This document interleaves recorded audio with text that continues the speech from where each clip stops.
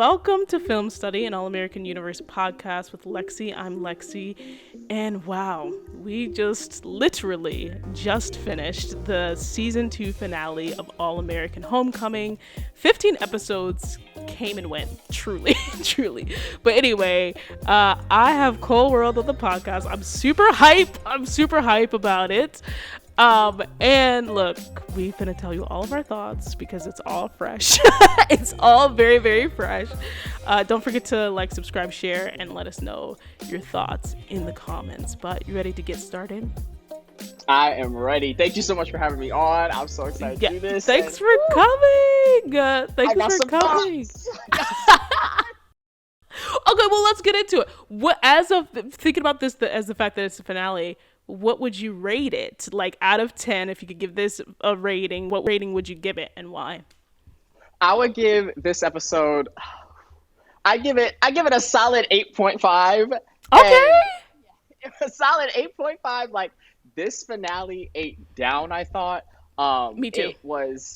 It was so good, so well done. Marquis was in his bag with the writing. Like, I need this man to just be on the pen for every episode because he has not missed a single. Like, every time he writes for these episodes, it hits every time. So this is all him. He don't need Top no to collaborators, down. right? Just let him do everything. No, I'm kidding. I'm glad. Get the other writers in the room. They need jobs. I love it all. But no, Marquis. Oh, yes. This episode was just everything. There were a couple of things I was like, ooh, but, Yes. So I think your 8.5 rating is pretty spot on. I didn't even think about the fact that we didn't see Gabby, which I did think that we were going to see. But the thing is, I didn't notice. I didn't automatically know. I feel like in other episodes, I've noticed her absence. But this one, there was so much going on. And maybe it's because, like I told you before, we hopped on this thing. I was taking mad notes because I was just like, I need to come correct because this is a season finale. And we're doing this right after the show. So I was like, I don't want to, I've missed a couple of things and people have let me know in the comments. So I was like, nah, not again. not again. So I was like, let me make sure I got everything down. And so maybe that's why, but I do feel like the episode flowed nicely. And I actually, if we're comparing season finales, I prefer this season finale over the first season finale. Because the first season finale, I was like, sweetheart, boo-boo. What are we doing?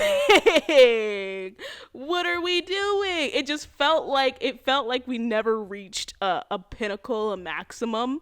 And I feel like this one we got a ton of twists and turns and just like different variations and some cliffhangers.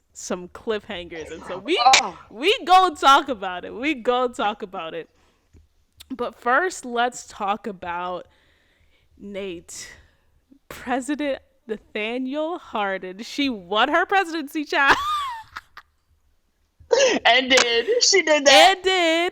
And it's so funny because I feel like she was, I think I said this a couple of episodes ago, but it didn't necessarily feel like she had her own storyline. Like maybe this not even a couple episodes. I feel like this was exactly like the last episode, but she had her own storyline, which was this thing with Ryan Craig, that's his name now, who we figured out we figured out that he was the secret admirer, but really she was there to be a support for Simone. Like, we saw her at the match and then we saw her at the probate and different things. So I didn't necessarily feel like this whole figuring out the secret admirer, which, by the way, actually ended up Keisha being the one to figure it out. But I didn't know if this was like truly like a full storyline for her. I felt like we saw much more of them just letting Royal just like play around in this episode. And actually, I liked it. I liked the little, it was nice to have this little quiet sort of storyline in the background with figuring out who the secret admirer is. And then we got this random thing that Melinda is VP. I don't know if I was expecting that, but so I want to hear your thoughts on Nate and her storyline and what we got from her this episode. Yeah, no, Nate. Okay, so I'm not gonna lie, I have not been feeling Nate these last couple of episodes because That's I like was a popular sentiment. like, I I feel like it started when her and JR were scheming on David and Simone, and so ever since then, because literally that's when I was off Nate. Ever since Nate wanted to be an op and pulled the okey doke, when Simone was ready to tell Damon that, the kiss meant something and that, she wants to explore where this could go and, the rest they'll figure out together. Nate pulling the okey doke and not supporting her and making her second guess herself. After that, I was like, right, okay, Nate, I'm done with you because Simone has always supported you, always stood 10 toes down for you. And you pull this? Like, come on right. now. And then, so for this story, so I'm not going to lie, for a second, I was pushing Nico for president because Nate was really getting Now on my look, last I nerve. understand But that we was disappointed, but never Nico, But never you know what? Nico. I'm glad Nate got the presidency. Because Nico, he an op too. But so I'm glad, Exactly. I'm glad Nate got it. Shout out to Melinda for being the VP. She deserves it because Homegirl pulled out those receipts on Nico and said, "Air him out," She and did. I was like, "I know that's right, Melinda. Come on now."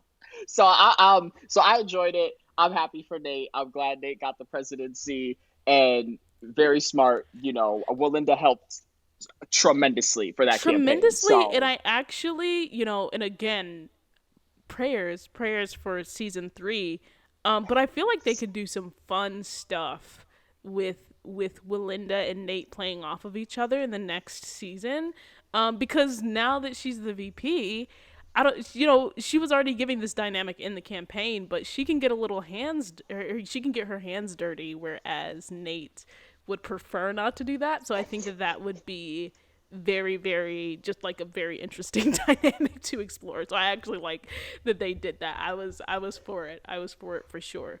me too. I hope she gets more screen time next season and is like a regular recurring character Yeah, because because I think that they could we do need some something. Yeah, spice. We need some spice, and I think that she brings some spice. She definitely she brings some spice. she So does. she She adds adds a that little little. She something. adds a little something. So I'm like, I'm with it. So let's give Melinda her screen time. I was for her when she pulled out those receipts. She had me there. I was like, all right, girl, you Literally. can keep coming back. You can keep coming back. Keep coming back. I forgive you. Don't have me cracking up on this podcast. My bad. My bad. No, I'm joking. I'm messing around. And so yeah, so that was Nate's story. Um, Keisha, I'm before I get into like explaining her storyline, I think I'm pausing because I'm just realizing sort of what her full circle arc has been in this season. And it really felt like this season she was not as ingrained in the group as she was in last season. And so I feel like I'm not like that's now hitting me because I thought that I was just like, well, they got a couple episodes left. Like we gonna see something, we gonna see something. But even in this episode, she was doing her own thing and she had that one little talk with Simone, but it just felt like it was very interesting that what the route that they chose to take her character because she was really, I don't know, it felt like Lonely Road a little bit. It felt like Lonely Road a little bit now, just like looking at everything in totality. So anyway, she was, about to put Dr. Pace's dancing methods on blast at her retrospective. And Cam was just not happy about it because she was like gonna get former students to basically call her out at this retrospective. And then she observes Dr. Pace's mentor, who she also called to campus, sort of abusing her, which, by the way, I called that she was going to have an abusive mentor. And I just knew that they were going to go that route. And so she observed that and sort of felt bad about it. She ends up sort of talking to Amara, and seeing Amara and Marcus, which we'll get back to that. But she ends up talking to Amara about it. And she's like, oh, I saw Dr. Pace get demoralized and Cam tried to stop me. And so Amara basically encourages her to like put a stop to this or do what she can to put a stop to this plan that she had already set in motion. And so she ends up going to Dr. Pace, talking to her and being like, you break down dancers, but you don't give them the tools to build them back up. And your former students aren't coming to celebrate you. They finna tell you the truth, is basically what she said. And she was just like, but I have standards. You don't? I have standards. And my standards are to apologize. And so Dr. Pace, at first she's sort of like disregards it, but then at her retrospective, she ends up saying that she's going to take a sabbatical so that she can rediscover herself. Number one, I was just like, did she just leave the retrospective? I was just like, I mean, the whole thing is for you. I mean, I don't think the students are going to do what they were originally going to do in the first place. So what's I mean, she literally got her bag and I was very confused. But I want to know what you thought about that, and then I'm going to ask you a question about Keisha and Cam, but just on the closure of the Dr. Pace storyline. What did you think about it? So I thought that, and I hate to sound mean, but Keisha showed her just a little too much grace because, in my opinion, I agree. Dr. Pace not only tried to get Keisha kicked out of her class, but intentionally tried to get Keisha to injure herself to where like she may not even be able, and she did injure herself. Injure herself to the point where she may not be able to dance again, or which happened, she had to pull out the class and now has to go to summer school because she couldn't complete the semester. Like, that's like thousands of dollars down the drain. Thousands of dollars. Dr. Pace was just so vile, and the smirk on her face was like, I got your number now. Like, and then when, Keisha was like, Dr. Pace, what are you doing? She was like, you're dismissed. You can leave. I was like, the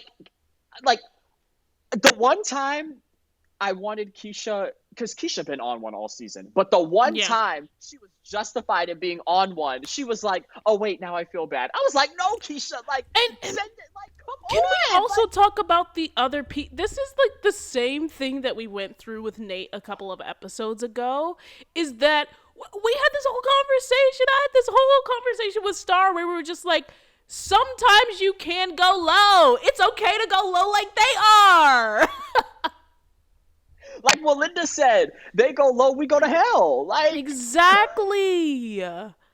Because, and I was so confused why all of these people in her life, Amara, I mean, we expect it from Amara, because as we know, she is a saint. But why Cam was just like, oh, this is not you. First of all, Cam, we're about to get into you, and you over here jumping people. So what are you talking about? This is not you. It's not lining up. It's not adding up. It really bugged me because, like, even though I wasn't on Cam's side for this, like, I was 1000% in Keisha's, like, she needs to take these extremes to basically get Dr. Pace kicked out of the program. Even though I wasn't on his side, I was still annoyed that instantly this girl was just like, so why can't you just support me in this? And acting like he doesn't support her every single other time. Literally, all Cam does is stand 10 toes down behind Keisha, and she be talking to him so reckless. It's like the one time he's like, whoa, you got to check yourself here. She's like, why don't you ever support me? I'm like, oh, this man doesn't support you. You don't support him. That is my problem. Though, honestly, what I'm shocked about is that Cam and Keisha made it through the whole season. Like, I was like, when are we going to see them have a conversation about their relationship? When are we going to see them break up? Because I'm tired. I'm tired. And then she came with a little necklace at the end. I'm like, I don't care about this necklace. Y'all need to break up. Because they've been together a long time. They lasted all of season 2 and got together in the last couple episodes of season 1. Like they've been going. Like, I do not understand it. Like, we need, at this point, to your point, Marquis, we need to have a conversation. NK, we need to have a conversation. Because what's not clicking? What are you all talking about in the writer's room that we're not seeing on screen? Because to me, it looks toxic. Like, literally, it's not a healthy relationship at all. It's not at all. Cam supports her And then like, when she does something that's not right, he'll like try to bring it to her attention, and then she'll just snap on him, and he's like, "I'm not even coming at you crazy. Like, Snap. what you coming at me crazy for? Snap. Like with And the here, masquerade like, ball." don't Keisha even was get just, me I started. just can't. Like, Don't get me started. But you know what? I was holding out hope. I really was holding out hope when, which we'll get to Marcus and Amara now, like in the middle of Keisha and Cam, because they tried to do a little comparison thing to say, like Keisha saw them, which their whole thing was like, we want to go public, we want to go public. Keisha saw them at the game, and then she was just like, oh, you all are so cute. And I was just like, boo, boo, tomato, tomato, tomato, tomato.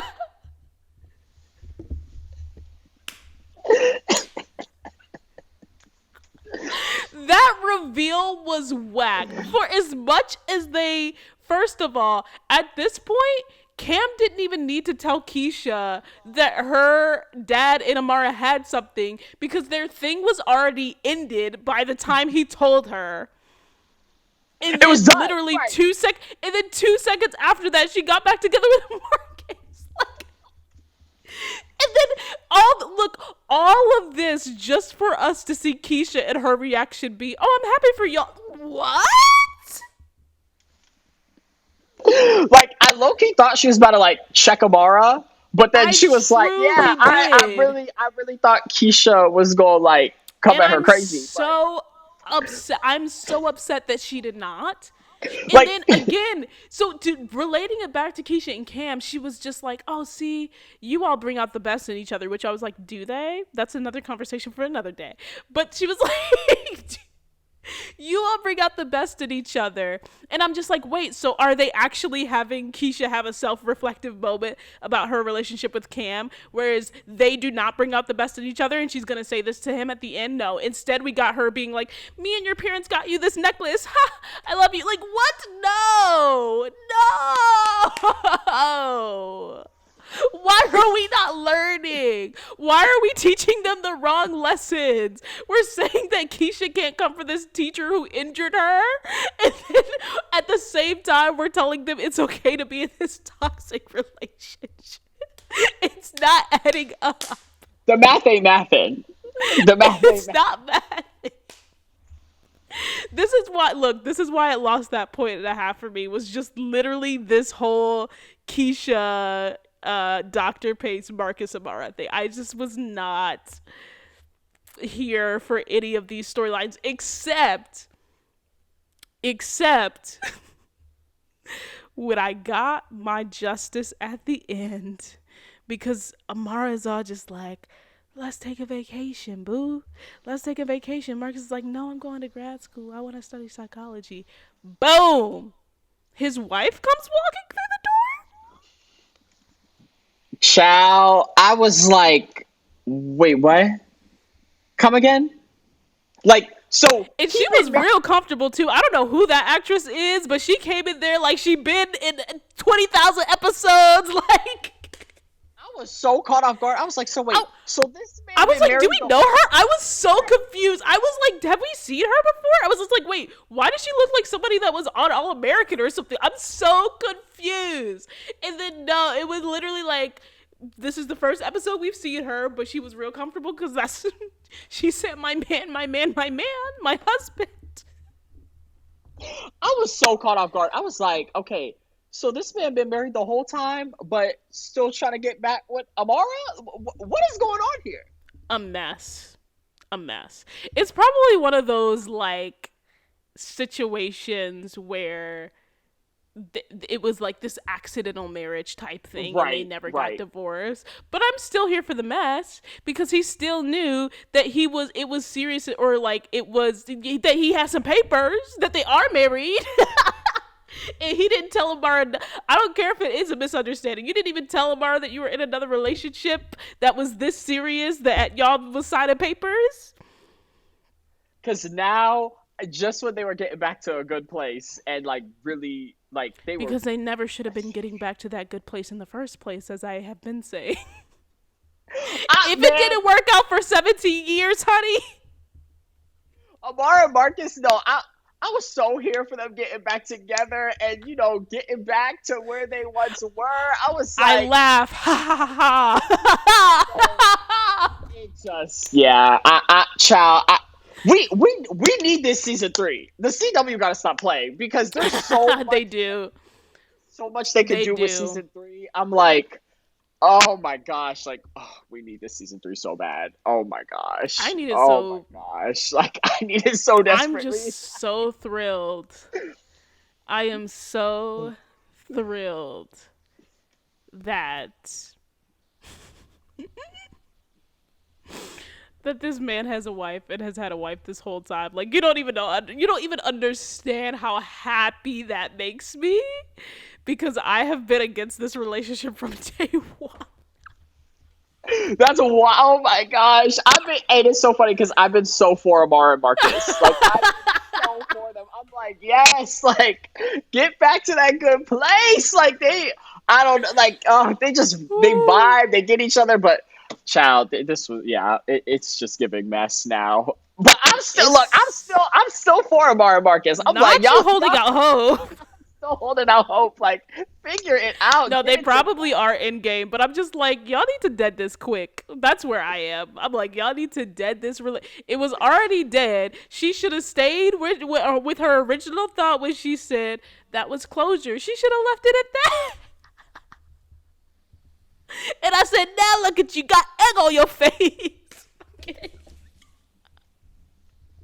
Got egg on your face. Amara is just the sweetest soul ever, and then the mess just finds her. It just keeps finding her. The mess finds her, but she never finds the mess because she's perfect. She's perfect. So I kind of want to see how she handles this. Not gonna lie. Yeah, I'm curious how she's going to rectify this or rationalize it, make sense of it. She's gonna be like, I know, like, Marcus, you owe me some answers. What is going on here? Like that part. So yeah, that's that on that. That's that on that. We definitely got left on a cliffhanger with that storyline. Big one. I guess, keep the other thing with Keisha is that she has to take summer school. And that is what it is. Keisha's boyfriend, Cam JR, in this KEK storyline. So we obviously saw JR calling Jesse Jesse Sr. last episode, and asking him how to strip a brother of his letters. But Jesse comes and he's like, man, this is hard to do, sir. You can have a conversation with the regional VP, but I don't even know. And Jesse ends up being right because the regional VP ends up being the uncle of the dude from the other chapter. And so the dude from the other chapter jumps JR's opportunity to call attention to this mess, and there's an official hazing investigation, which basically means that the whole chapter could be closed. So now they have to figure out sort of how to save the chapter while like all of this other stuff is going on in the finale. And so anyway, Jesse gives JR encouragement about it, and he's like, you can handle it, son. And JR's way of handling it ends up being taking the fall, which I was like, I understand your sense of responsibility, JR, but we're looking at the man whose fault this is, who is in your chapter, and why are you not making him take the fall? Because he was the one who you should have kicked out a long time ago. Like, what did you think about that? And I mean, he did some nice things. Like, he submitted Cam for the scholarship.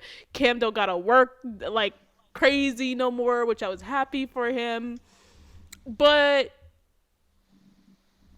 what do we think about JR taking the fall? Because I was like, I don't know how I feel.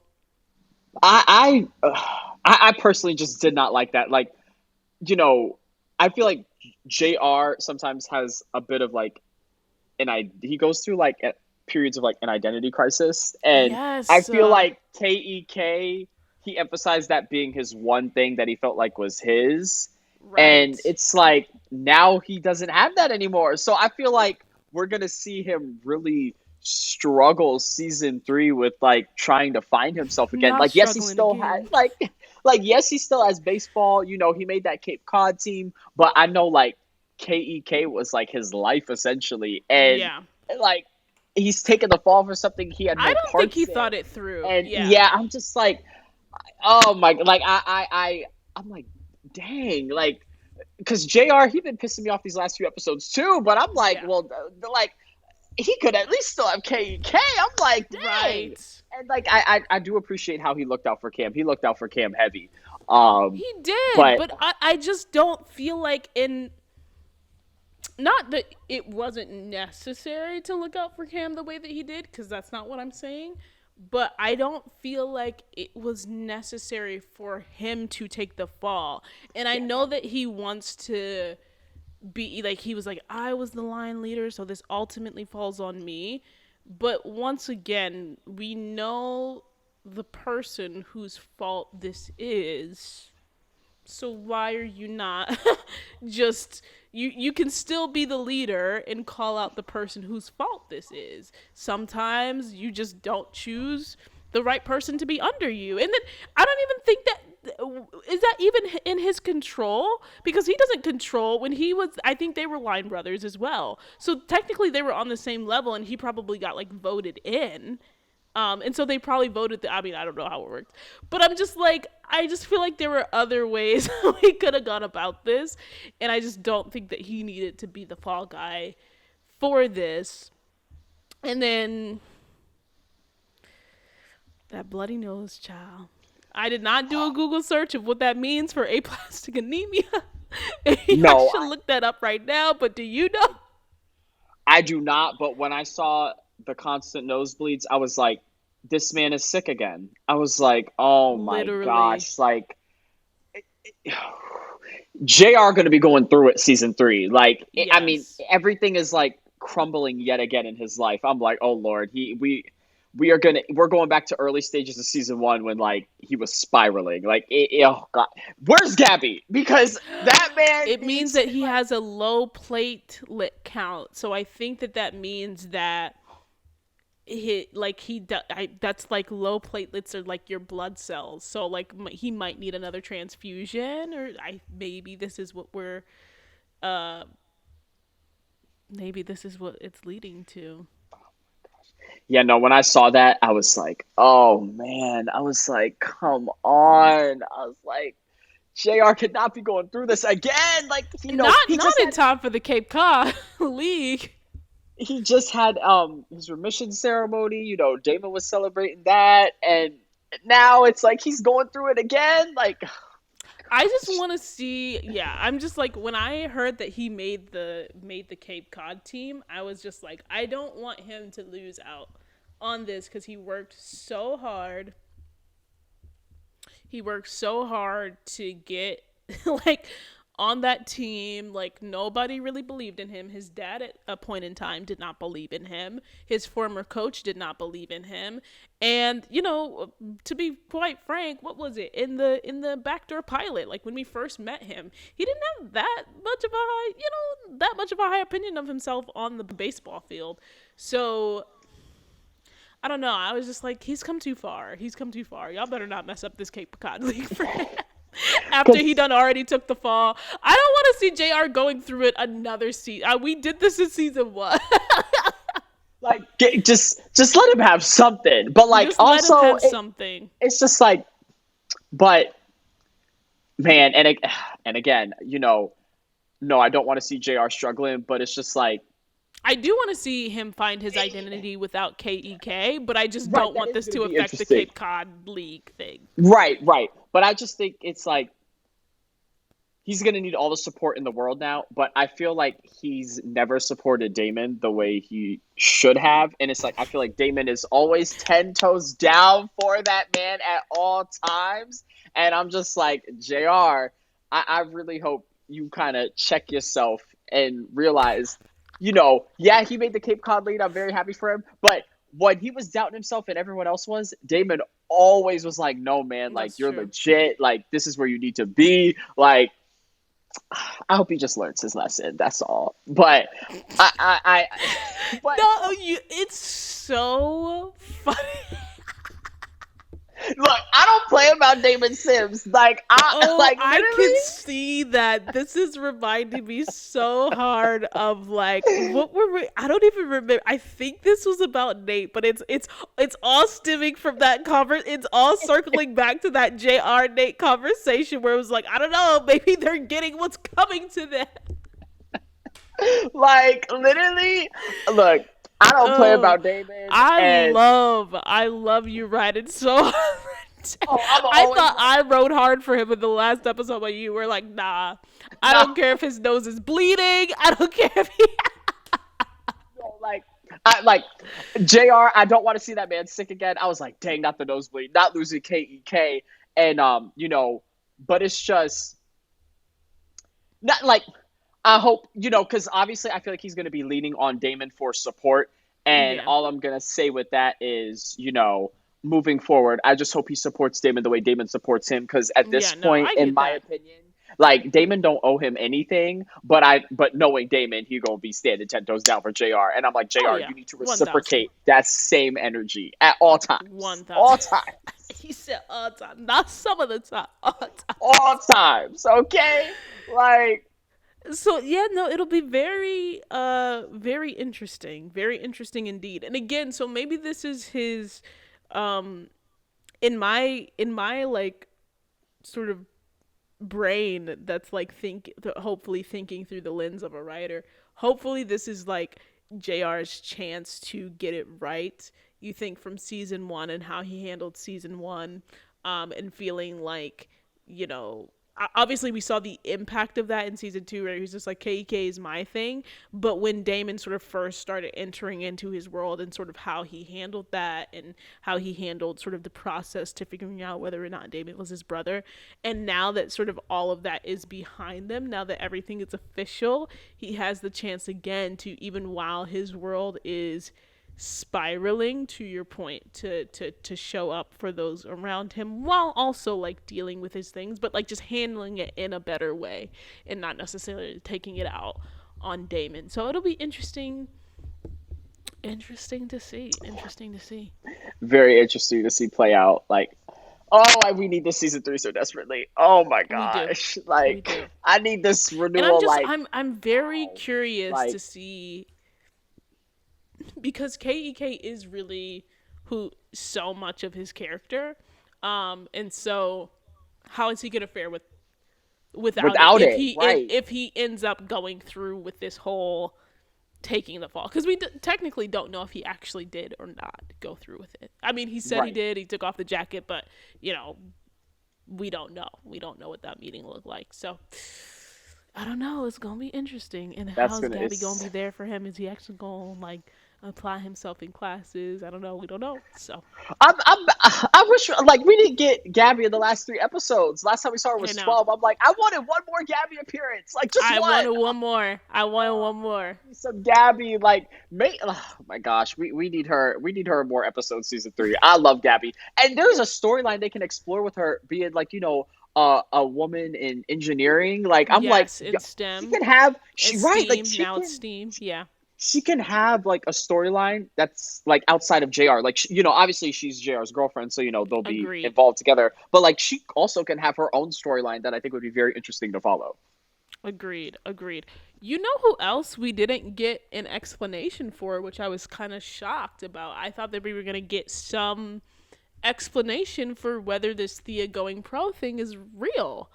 And we got no indication whatsoever Thea was still playing the exhibition. Was she not playing? I think she was playing in the exhibition match. They made it seem like she was going to play the exhibition match, but then we never even ended up seeing her play, I So don't think, right? Or that like, was an unclear note that we left yeah, on, right? And we don't who know anything knows? about, because I thought we would know for sure, like, okay, whether she's going to go through with the pro thing or That's not. what I But I'm thought. I like, thought that we were gonna get it, and I thought that she right. was going to have like a decision to make, and that she would second guess going pro, but not a word mentioned on our Like, screen. if anything, she kind of emphasized like still wanting to go pro low key. So I'm like, Literally. I'm like, are they gonna write Camille off the show if she's going pro, or if she's just gonna be in a recurring I spot? have I'm like, how are they going no to? clue. But I thought Because about that. I really thought about that because when you were saying I want to make Gabby, like I want to make Gabby a recurring sort of character, but I was just like, so who are we gonna? Because we already had this like this juggle with Keisha and Nate this season, so I was like, who else are we gonna sort of juggle now? And I was just like, and then I thought about Thea because I was just like, that was a sort of storyline that left on an unclear note, very unclear, and it does seem almost like she was written, but also that's not like the send-off that you write for a character that's going to be written off. So it was just Thea was a big question mark. I feel like as far as all of the characters go, she's probably the biggest question mark I have on like where her story is going next. yeah, like huge question mark because we still don't really know. We like we don't know really anything. So it's like Nothing, we know I'm like, nothing.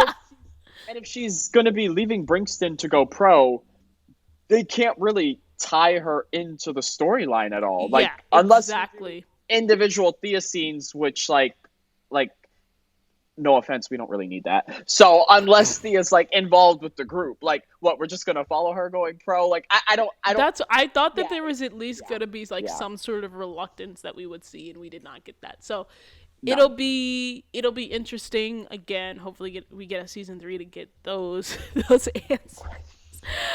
Um, whoo, whoo, whoo. Speaking of answers, Damon. Damon was not trying to give Marcus any answer. Come through transition. I'm sorry, I had to call it out. Damon was not trying to give Marcus no type of answers in this mock interview for I want to say it was for the Cape Cod League. Um and so Marcus was asking him some tough questions about Jesse. JR starts to give Damon some perspective and is just like, he's doing this so that there's no questions that he can't handle, etc., etc. Simone comes through, right, with Damon encouraging him again and saying, like, what I'm getting is fear and not anger. But you're kind, you're thoughtful, you're strong, and even when you're being annoyingly arrogant, it's inspiring. And so she encourages him too, with a nice little speech of her own. Um, and he ends up coming back to Marcus and apologizing after talking to Jesse. That was the surprise person that he got advice from after he asked Jesse, like, why did you step down from being my coach? And Jesse's just like, I wanted to focus on being your father. So he apologizes to Marcus, goes through with the interview. I love this speech. They have been giving Damon some words to say this season. And I mentioned in the last episode that I feel like Damon has really, like, he's probably the most emotionally mature out of the students. And I was just in love with this line where they said, he said to the interviewer, like, my pages were empty. I thought it was an open book, but my pages were empty, and now they're filled. They're filled with people who are human and flawed and complicated. And so when you look at my stats, like, this is the story behind the numbers. And I like snaps to Marquis for that line, because if that's not like the purpose, I think, of like just writing television is to show flawed and complicated human beings, I was just like, oh, that, I don't know. That line goes down in I loved loved that line. Obviously, I can't stop talking about it, but that line is going down in history for me personally. No, it was Damon been eaten down with the speeches. Yeah. Like oh my god, like Damon had so many he is him moments this season, Yeah. and oh, like yeah, I'm always stand 10 toes down behind David Sims, Yeah. always.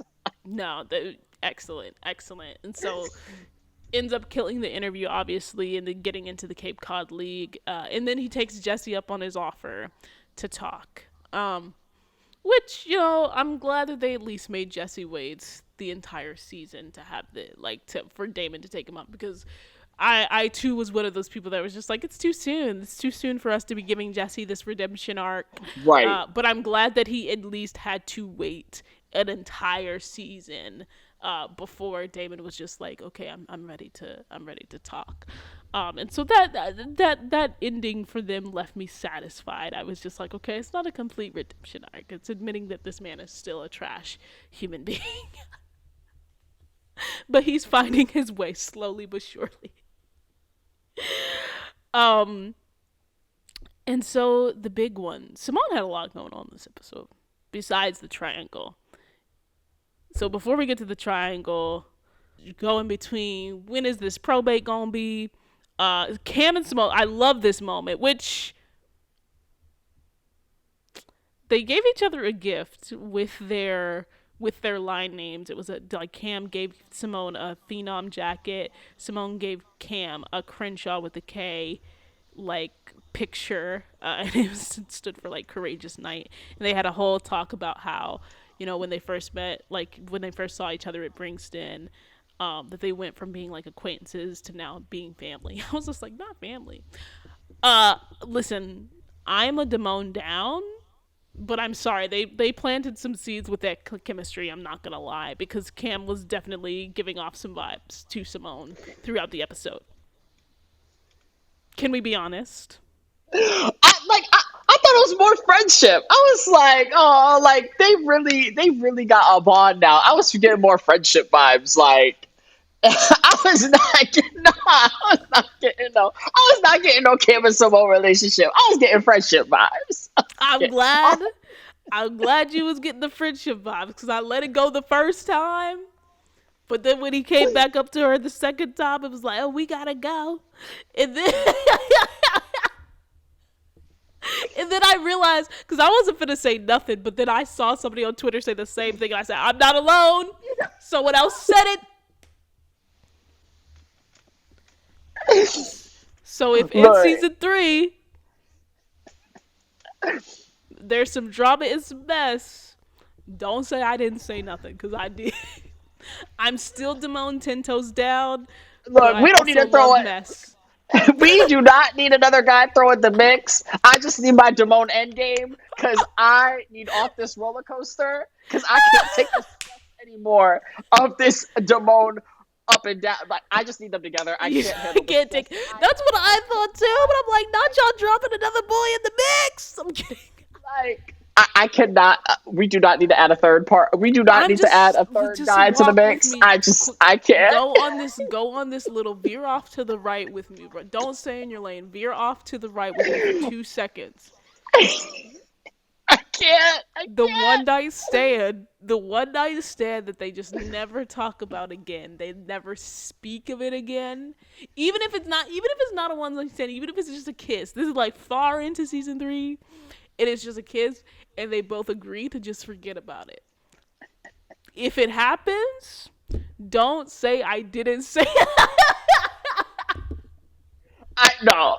I just do not get that vibe from Kim and Simone. I'm like, no, I can't. I'm honestly, I'm making more of it than it was, but I just left.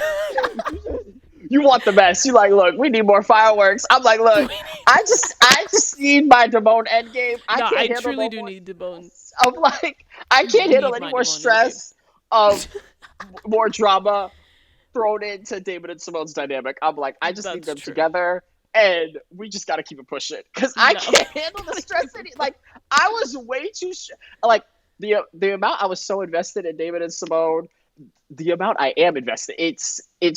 It's just too much. So, like, I can't handle any more stress. I physically can't. Like, I'm too attached to them. And no, I feel they got you. They got me for life. So no, same here. Same. Throw here. any more drama. Just a little 1 second mess up. But anyway, no. Anyway, he goes to get her for that really, really cool dance off probate scene between PKZ and KEK. Before that happens, there was a whole mess because the exhibition was going to get canceled due to them not having the proper funding. I was like, oh, that's another wrench we're throwing in. But then Lando gives Simone an idea about the PKZ funding. He says one of the things I love about you, which I'm gonna get back to that later. Or I'm going to talk more about how Lando was sort of his vibes throughout the episode. A PKZ alum ends up sponsoring the match. Then the match and the probate are at the same time. I'm like, girl, why are we doing this? But then it ends up working out. Everybody shows up for the match. The probate gets moved. We finally get Coach Lonnie. We never got her like ever, and now all of a sudden we're getting her at the end of season 2. I was just like, we should have been getting this the entire time. But Coach Lonnie has this little moment with Thea and Simone. It's like, show them whose court it is, and Simone did, because she won her game after Damon gave her a pep talk. It said like she defied the odds, so remember who you are.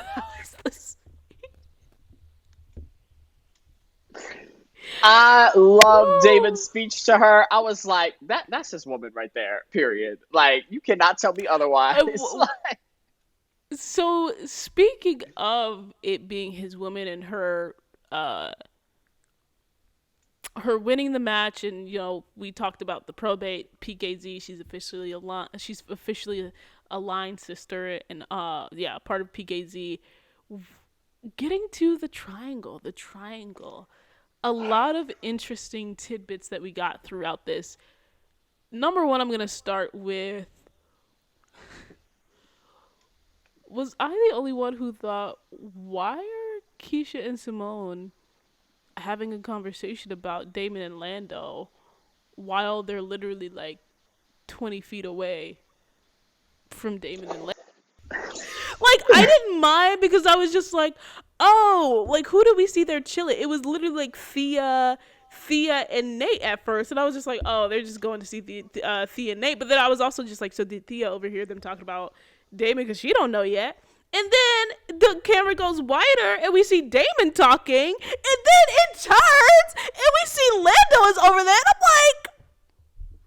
like, no, but can we talk about how everyone knows about, like, Damon and Simone might being a thing, except Thea? Like, everyone knows Thea.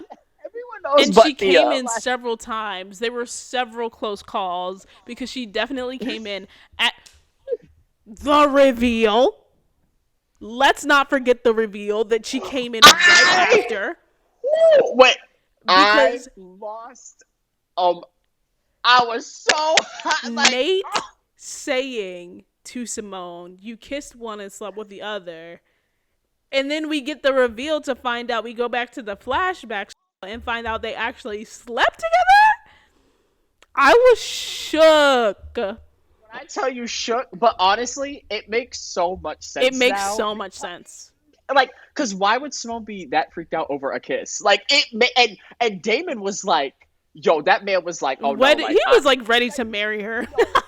It makes so much sense now. It makes so much sense that, like, Damon came to the revelation that he loves Simone, and Simone was like freaked out and scared to like give her all, like, because at that point, Simone, even her just being Simone, like, the kiss meant something. Like, of course it meant something, Simone. Right.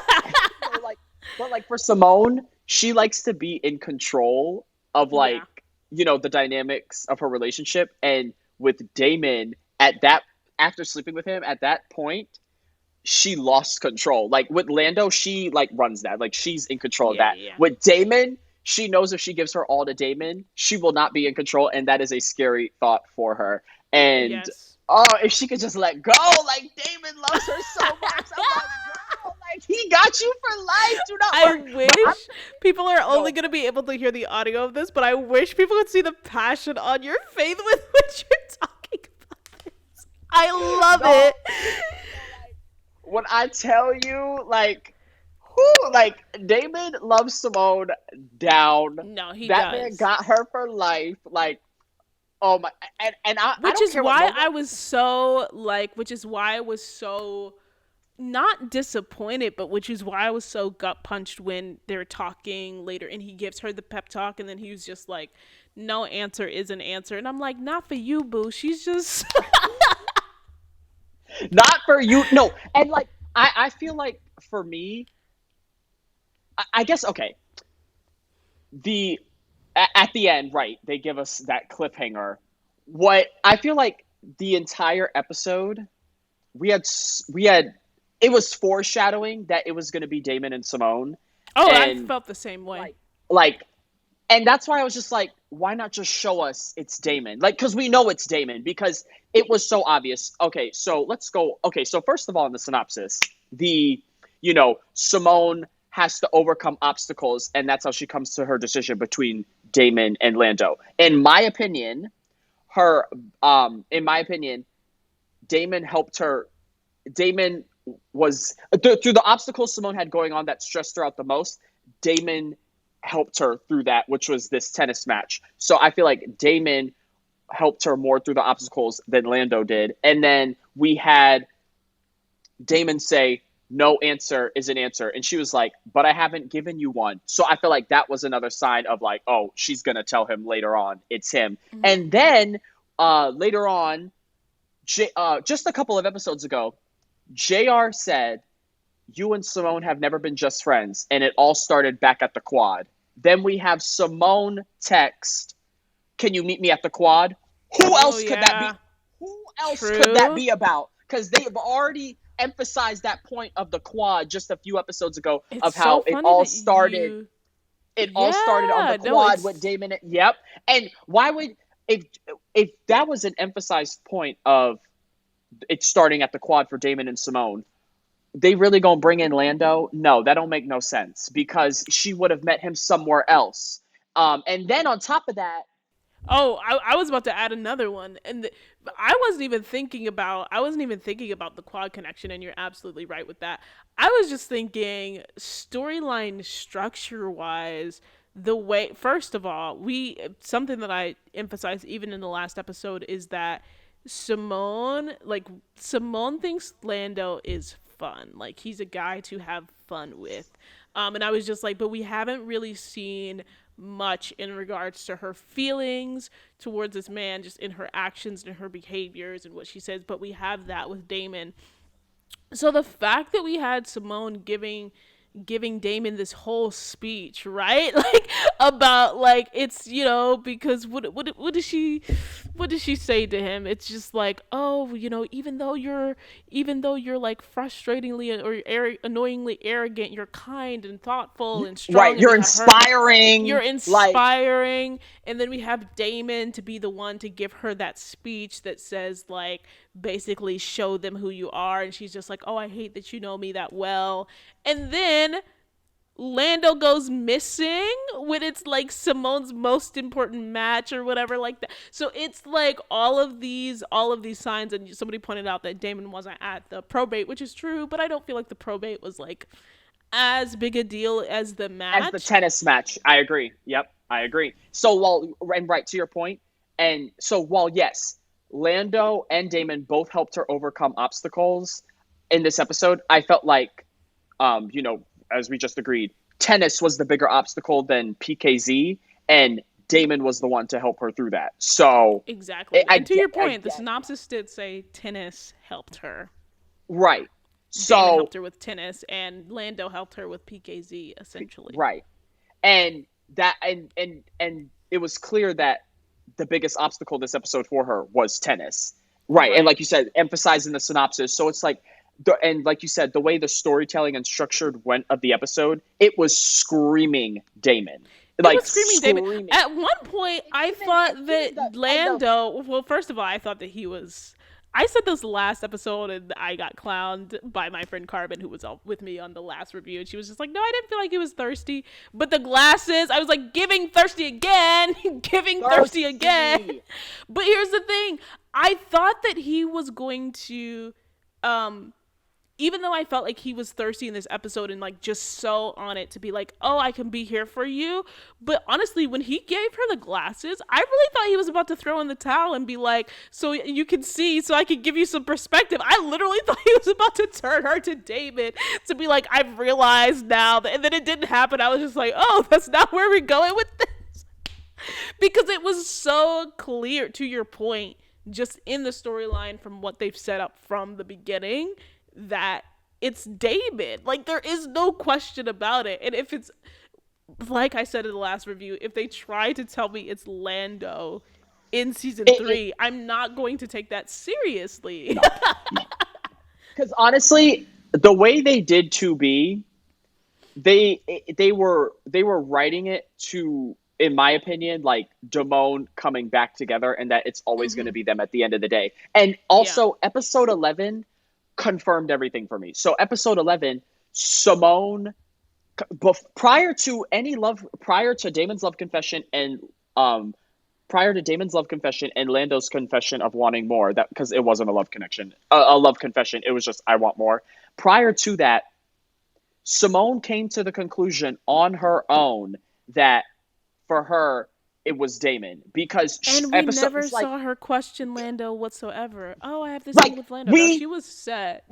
set She was set set. That's what I we said. Like, it doesn't make any. like But no, we you're completely correct. And then they sort of alluded to this issue with the internship, and this is why I do also think it's practically going to be Damon as well, because they had Keisha saying things like, oh, so what's going to happen if you end up choosing Damon? What's going to happen with this internship? And then Lando is the one that gives her like the internship shirt, again alluding to sort of that connection with his sister. Like, are things going to go well with the internship if she ends up choosing Damon?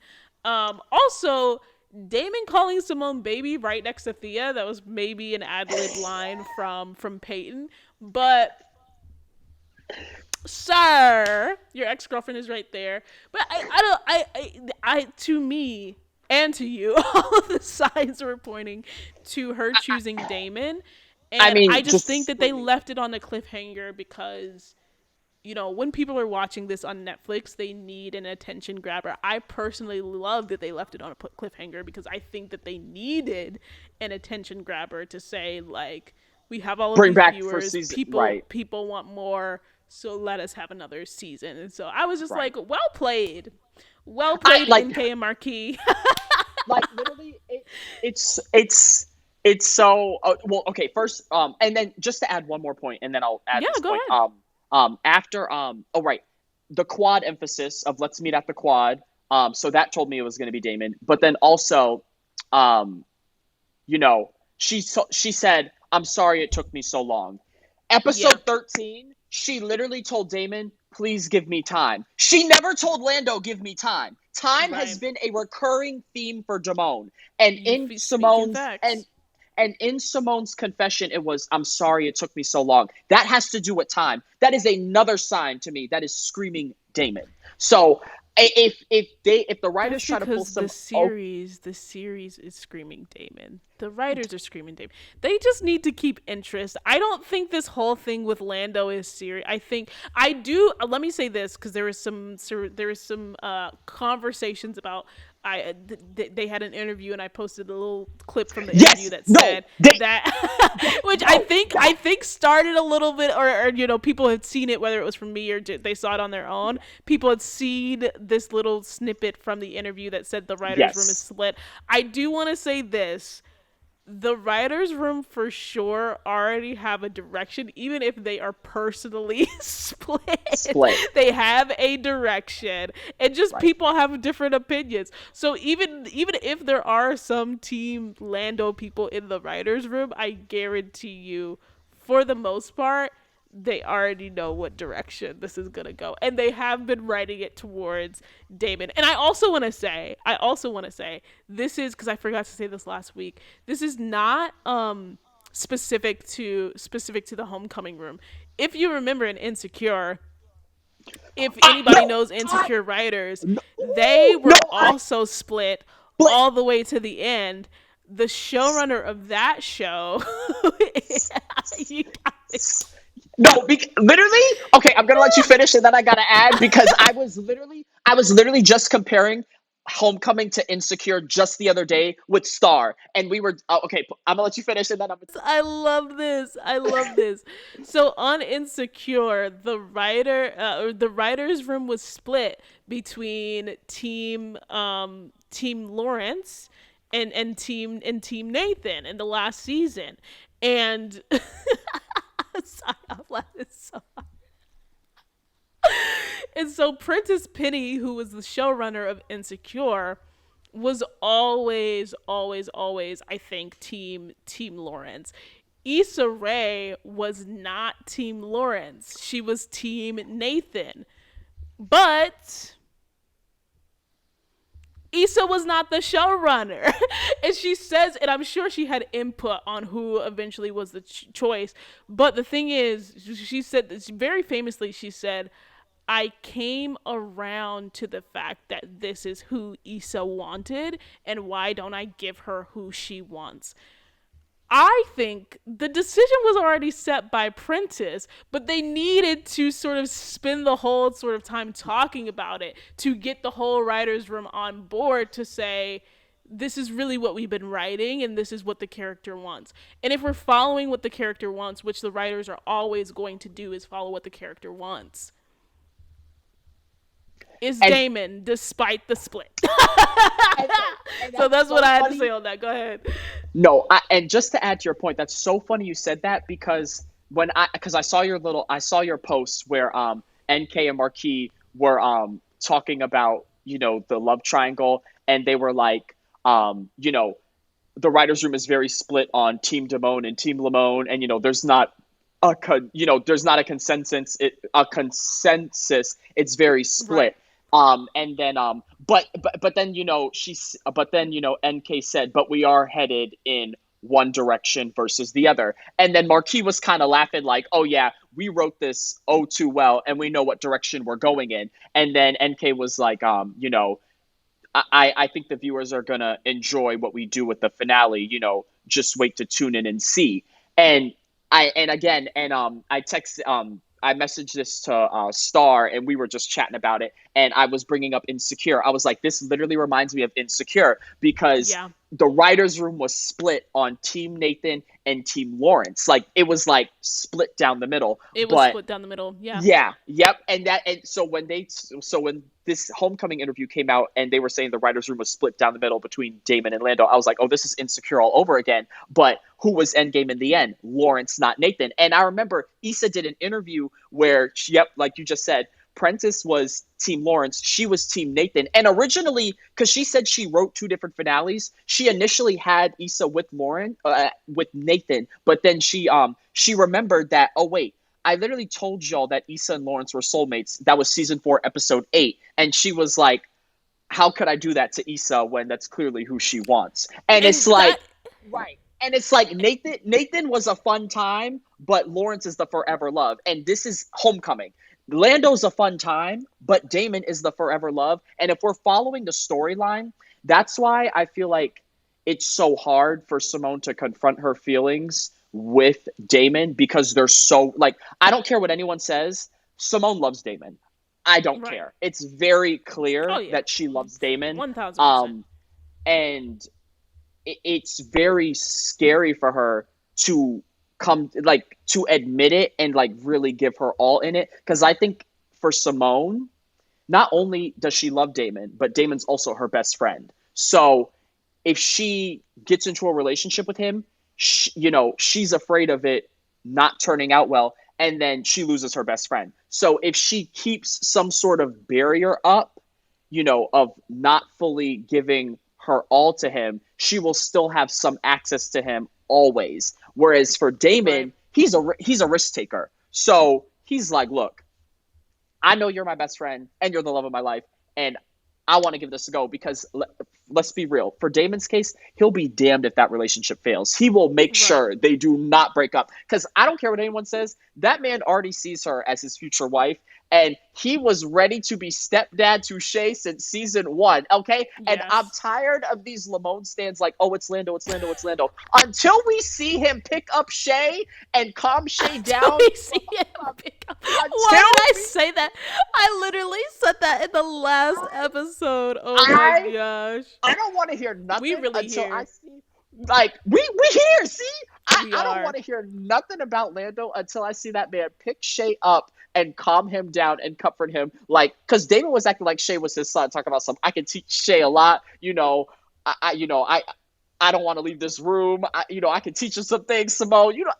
Please, until we see that with Lando, I don't want to hear nothing. Okay, goodbye. Until I see Lando create a whole tennis court on the baseball field for Simone, I don't want to hear it. Until I hear Lando tell Simone he See, loves her. it's so funny because you're bringing up that. You know what I said? I was just like, you know what? You was like, you know what Simone told Lando? I'm not gonna worry about you. I'm gonna worry about myself. But when she needed to worry about Damon, how quickly can I get these frequent flyers so I could go to Chicago with you? Like literally, they're like, and you know, we just said this, just how with Insecure was split down the middle, but it was clearly being written for Issa and Lawrence to be together.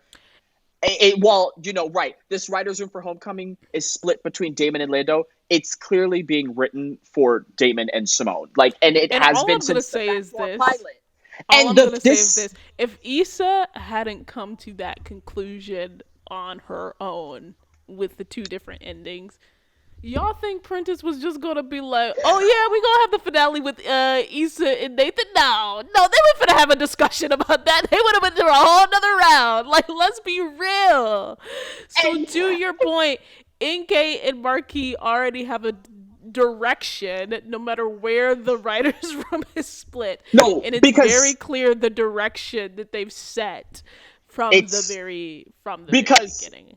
NK wrote the backdoor pilot, which already told us it was going to be Damon and Simone. And then every episode that Marquis has written has been very Damon centered. So I already knew this episode was going to be Damon centered because I was like, yeah, it's very clear that Marquis and NK are Damon shippers. So I was like, how, like, I just don't understand how people are not so clearly seeing the vision that's right in front of us. And this finale screamed Damon to me. Like, there was so much foreshadowing that she was going to pick Damon, and it solidified it for me when we had the flashback to the sex scene. I was like, oh yeah. It's Damon. I was like, I was like, it is so clear now why Simone was so like in her head. I'm like, she slept with Lando and just went on about her life. She slept with Damon, and it was like, oh my gosh, like freaking out because she was like, like I said, you know, we need to be together. She was like, she lost her sense of control at that point because she was just like, oh my gosh, like, because at that point for her, just like with Damon, he realized at that moment he loves her. I think for Simone, in that moment, she realized, oh, I love Damon. And for her, it was scary to confront that. I'm still a little upset we never got this, you know, the conversation between Damon and Simone, because they teased for 3 episodes about this deep and honest conversation between Damon and Simone, only for us not to get it. So we best get it in the premiere of season 3 when they are had to leave some stuff. They had to leave some stuff for season 3. They had to leave some stuff for season, and that's where we are. Oh my gosh, I pray we get to season 3. Honestly, I think they're gonna determine it based on how well we do on Netflix. And season 1 did really well on Netflix, so I'm sure season 2, right? Because it's still on trending. Right. So season 2 is definitely gonna go top 10, and I pray they go number 1 because I feel like with the number 1 slot. Oh, that season 3 renewal should be on lock. Oh yeah, lock. I agree. So I've said this several times. It's a pretty heavy streaming commodity, right? Very heavy streaming property, and because Netflix is the number 1 streaming place. To that point, whether it's on CW or elsewhere, it's a hot streaming commodity. Yep, and we hope we get. We get in that season 3. I don't care. Like, I love period. It. Because we get in the season 3. We are getting a season 3 because Netflix is still the number 1 like streaming app, and that's how All American got saved their first couple of seasons because they were kind of like in limbo when they first started, and it was Netflix, you know, blowing up the show. No, I saved agree. It. People don't realize how huge it is on streaming, so I'm totally with you. We're already trending season 1 again on Netflix, gearing up for season 2. So it's like we're following the same trajectory here. I'm getting my Damon endgame, and that's all I know because this finale was Damon to me. So they best open season 3, not only with Damon and Simone being a couple, but flashing it all the way back to their, like, literally the quad. They're meeting at the quad. Like I need people You're to be ready. serious. You're just like y'all need to get started filming season 3 right now. No, this moment. Like, if you actually think that it was Lando approaching Simone, baby, Oh yeah, please I don't don't. know what to Like, tell. I don't know what to tell them with that. like, the quad was just emphasized by JR a couple of episodes ago. And you mean to tell me Simone texts, meet me at the quad? To Lando. We're just gonna end it all. We're getting to mode. We're getting to season 3. It's gonna start with Damon. I love how we in agreement that it's Damon. Yes! And I love how both of us, we were so in sync on like this following like Insecure. Thank you all for listening and stay tuned for the next episode.